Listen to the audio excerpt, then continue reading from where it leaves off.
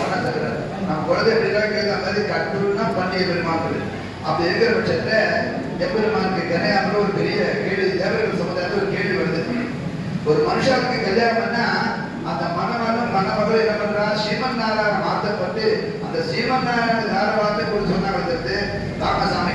மனிதர்களுக்கே தானம் பண்ணும்போது ஸ்ரீமன் நாராயண மாதிரி தானம் பண்ணு சொன்னா ஸ்ரீமன் நாராயண யாருக்கு போது கம்பேரி பண்ணுது யார மாதிரி மாத்திரத்தை பெரிய சமயம் தேவர்களுக்குலாம். அதனால அவர் கேள்வி கேட்கிறார், ராமனுக்கு நடந்த யுத்தம் யாரை போல் இருந்ததுன்னு யாரோ வந்து பேச முடியுமா? அவரை போலதான் இருந்தது, வேற யாரும் கூட சொல்லிக்க முடியாது, கம்பேரி பண்ண முடியாது. அது போல தானம் பண்ணிக்கிறார். விநாயகருக்கு கல்யாணம் பண்றோம், நாம கல்யாணம் பண்ணா முதல்ல விநாயகர் பூஜை பண்றோம். விநாயகரே கல்யாணம் பண்ணா அவர் யாரும் முதல் பூஜை பண்றாரு? எங்களுடைய கேள்வி பார்க்கலாம், எங்களுக்கு போய் சொல்ல சொல்ல முடியாது.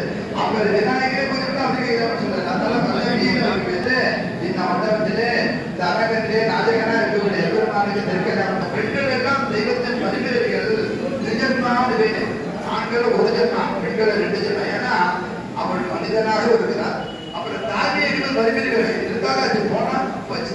அப்படி போது பரிமைகள் இருக்கிறாங்க. அவங்களுக்கு தெய்வத்துக்கு ஒரு சக்தியா இருக்குது.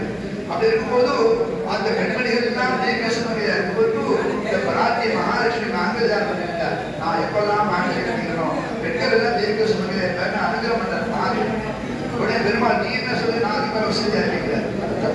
ஆண்கள் எல்லாம் அடுத்தாலும் சொல்றாரு, யாருக்காவது எழுந்து கொடுத்துட்டு கோவிந்தா ராமா கோமாதான் சொன்னோம். இப்ப கனிகாலங்கள் எல்லாம் பயங்கர பிஸிமா இருக்கா, ஒரே கிழமை கிடைக்கும். அதான் திரும்ப கல்யாணத்துக்கு குவிது.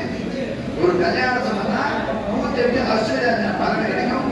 அப்பேற்பட்ட வசதியான திருக்கல்யாணம் செவிக்கும் போது இமைக்கும் 7 நிலவைக்கும் ஆட்டிட்டு விழித்துக் கொண்டு இது முக்கியமான கருத்து என்னன்னா, கல்யாணமாகாத ஆண்கள் பெண்கள் மனமுருகி ஆழ்வா சொல்றார்.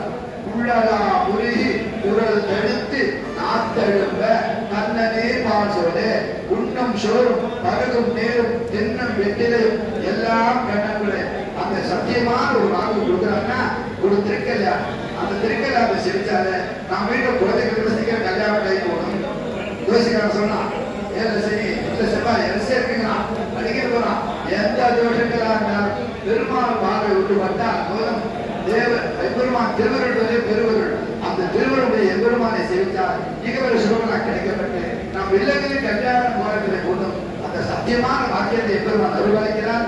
நாம் அனைவரும் ஒன்று கூடி இந்த விஷயமான திருக்கல்யாணத்தை சேவித்து